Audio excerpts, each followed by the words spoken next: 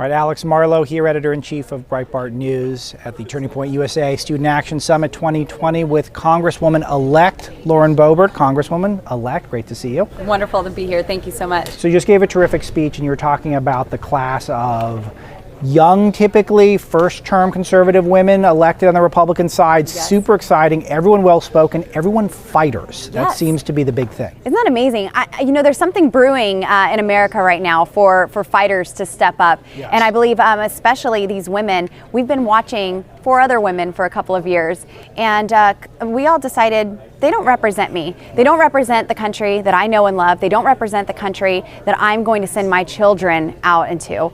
And we all rose up to step up to do our part to serve our country and stop this socialist narrative. President Trump has really done a great job of pioneering the way for fighters to enter into office. He's not a politician. I'm not a politician. Politicians were frustrating me. That's why I'm here. President Trump is a family man. He's a businessman, and he loves America. And he's really disrupted the system and made a way for us to enter in, just like our founding fathers intended. So I'm so proud of the freshman class of the 117th Congress. And even the women, just like Kat Kamek said today, she said not one of us ran on the platform of being a woman. We just love America, and it just happened to be all of these women who got elected. But the entire freshman class, I'm so proud of this extraordinary group of people. These are selfless individuals who have really laid their personal lives aside to do their part to serve their country. Okay, so you've got a really interesting narrative. You own the safest restaurant in America. An amazing story. Tell us about it. Yes, so I own Shooter's Grill in Rifle, Colorado. In 2013, we opened up, and really my motivation for opening was just to create opportunities for people. I'd seen a lot of women struggling. I wanted to give them a chance to get on their feet and get their life right. And so we opened our restaurant. It was a bad time in the economy, but we took a risk and did that. Shortly after we opened Shooter's Grill, a man was brutally beat outside of my restaurant, and he lost his life that night. Wow. Yes, that really got me thinking, how am I going to protect everyone? How do I defend anyone if something bad happens? And so that's when I took advantage of Colorado's open carry laws, and I began to open carry. Soon after that, I started looking at all of the legislation that was going in, attacking our Second Amendment rights, and I started to speak out on that. I had waitresses who began to carry in my restaurant, and they all open carry now. And Shooter's Grill was being called the safest restaurant in America. But that platform for the Second Amendment, it really developed an advocacy for freedom. I began to read and study the Constitution, and I fell in love with that. And that's what I'm here to preserve. And so let's talk about the Second Amendment, because when I think of American values, I think of in God we trust, e pluribus unum, liberty, the things on your coin. Dennis Prager talks about this a lot. I always add in freedom of speech and the First Amendment in there, but then I think the Second Amendment really is that crucial to making America unique. There's very few places, if any, around the world who have the type of rights that we have in that regard.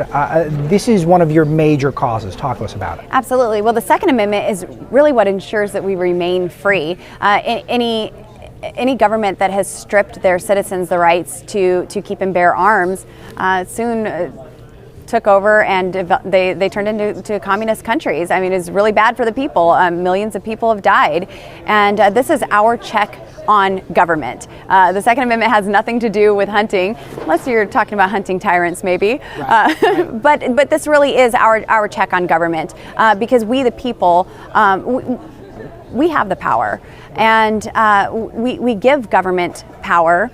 We the governed give consent to be governed, and at times there's some things we're not consenting to anymore. I think 2020 has taught us a lot about that. I don't think you noticed this, or maybe you did, but the Second Amendment, not as big of a talking point for the Democrats this election cycle. After law enforcement failed in so many of our cities, all of a sudden everyone seemed to understand what we crazy people who like guns were talking about all these years. Well, I've had many conversations with politicians wanting to ban certain types of carry, certain types of firearms, and they say it's the police officer's job to take care of you. And I would always respond that it's my job to take care of myself. I'm not going to put someone else's life in danger if I can take care of the situation myself.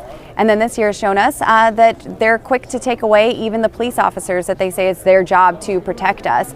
You have women in Congress who shout defund the police and then demand extra security from Capitol Hill Police. Right. And in Washington, D.C., I'll have my concealed carry firearm permit, and I will be my own security there. Good for you, and I can't wait to see it. So last one for today, I want to ask you about a bill that you're not going to have to vote on it, but it just came down, and this will be your responsibility. Just a few weeks, over 5,000 pages. Congress has 6 hours to read it. Here's what we know that's in it. We know that there's going to be $600 that's going to be doled out to a few people. I don't know why you needed 5,000 pages to go through that, but apparently you do. Give me a reaction to some of these omnibus bills that just cover way too much ground and are becoming a bit of a joke.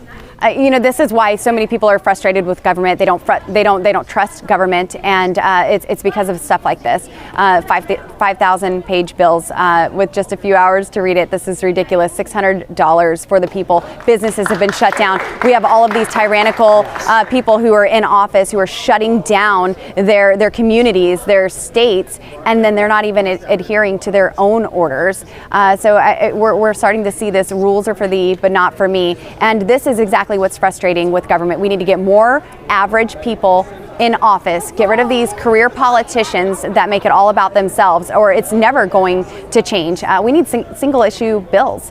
We have 47 states. Colorado is one of them where we require single issue bills, and they need to remain germane to the issues. If you made that your crusade, you'd have a lot of friends at Breitbart. You make a lot of friends I that will way. absolutely carry legislation for that.